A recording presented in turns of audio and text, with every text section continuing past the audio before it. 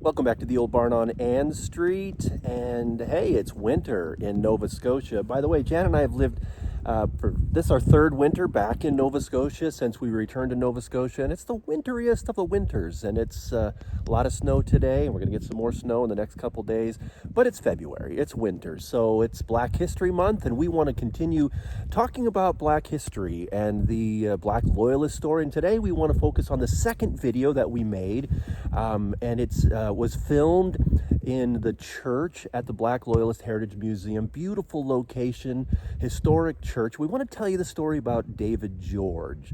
And I think he's one of the significant leaders in the 1700s, definitely one of the significant spiritual leaders of his age, but I think just leaders in general. And so he's somebody it's worth looking at and remembering him in the history. So I hope you enjoy this video as we celebrate Black History Month and look at the Black Loyalist history. Here's the story of David George.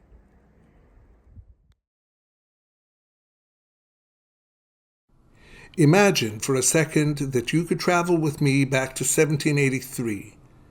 America had just won its War of Independence. Who would you list among the most influential leaders of North America? David George deserves to be on that list.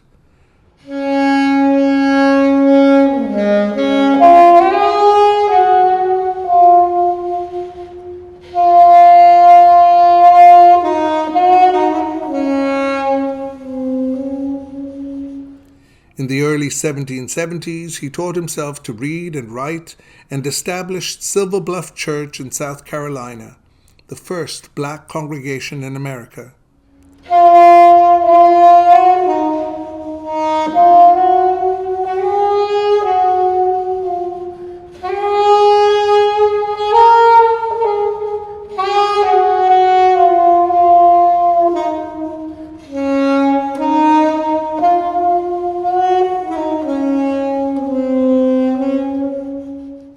Rarely is David George mentioned in any history class, but he truly was one of the great leaders of the 18th century.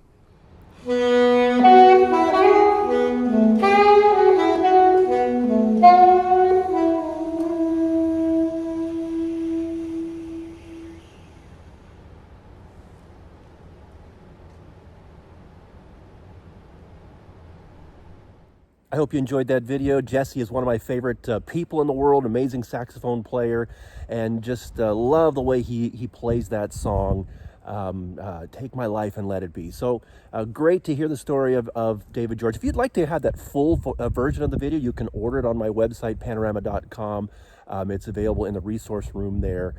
We made these videos to be used in the worship setting was the main idea, but you can use it in any kind of a setting. We thought it would be great to have an old hymn that would really add a dimension to your worship experience in a local church, but also a little bit of Black history at the same time. So if you're connected to a local church or you have a local church, association, just love for you to use those. It'd be a great way to celebrate Black History Month.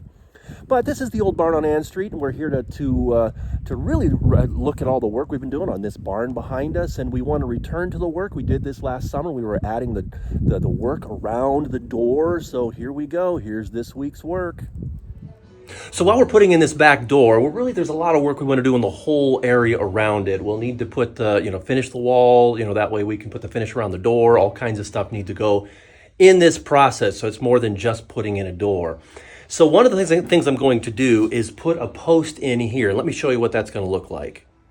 So in the middle of this back room, there's this post that goes across, holds up the second floor, the flooring on the second floor in the loft. It's the main support for the joists that go across this way. And on this end, it's got this post, visible post holding up that side.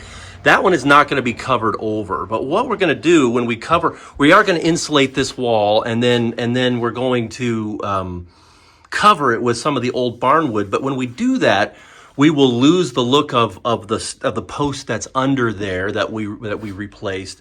So what I'm going to do is put in a kind of a false post that will look like a post, but it'll just be for the visual. So when the wall is finished, it'll still look like there's a post over there. Let me show you what I got.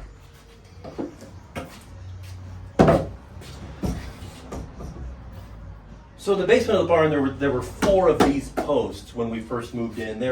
They look like they used to be.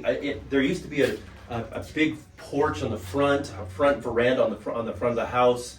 Until the history is until a car ran into it and knocked it off, and then they just kind of changed it and took it out and did something different.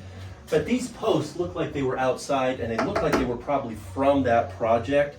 So what I've done is I've cut this to length, and I'm just going to set it in here, into this spot, and then we will build the wall this way, and it will look as if it's what is holding up. It is actually a post, so it will offer some extra structure as well, but it's not meant for that. The main structure is this here, what's behind it.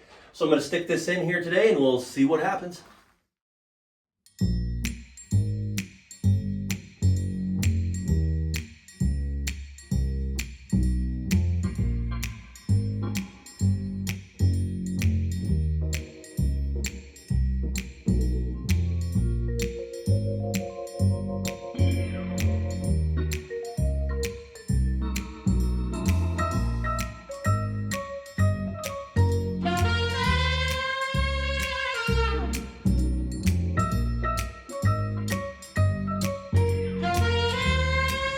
So it's a simple decision. You decide to put in a door instead of a window. The window was rotten, the window was old. We're gonna have to get a new window. It's a lot better idea to have a door here. It sounds like a simple idea, but not only get to change all of the structure and put in the frame for the door and then kind of finish the wall around it, but also it creates an electrical issue because beforehand, when we thought this was going to be a window, the electrical wire that the electrician put in goes from that outlet to this one over here, and the wires went underneath the window. Well, that isn't going to work because, of course, obviously you can't have a wire going right through a door. So we're going to have to reroute the wire up and over the door down here, and then what we're going to do, we're also going to add a light switch and an outdoor light, so there'll be a light over the top of that door. So it's not just a door, now we got to do electrical.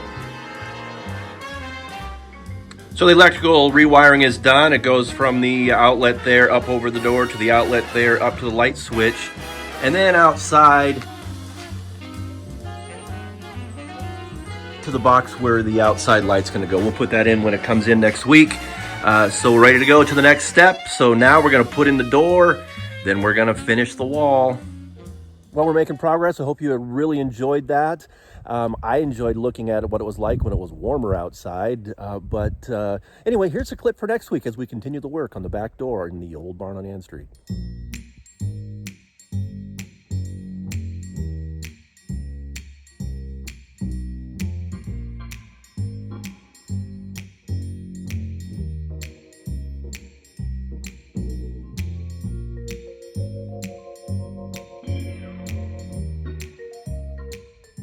Thanks for joining us on this wintry day in Black History Month. I hope you're doing well, and I hope you have a great week. And I hope you remember to join us again next week on the Old Barn on Ann Street. We'll see you then.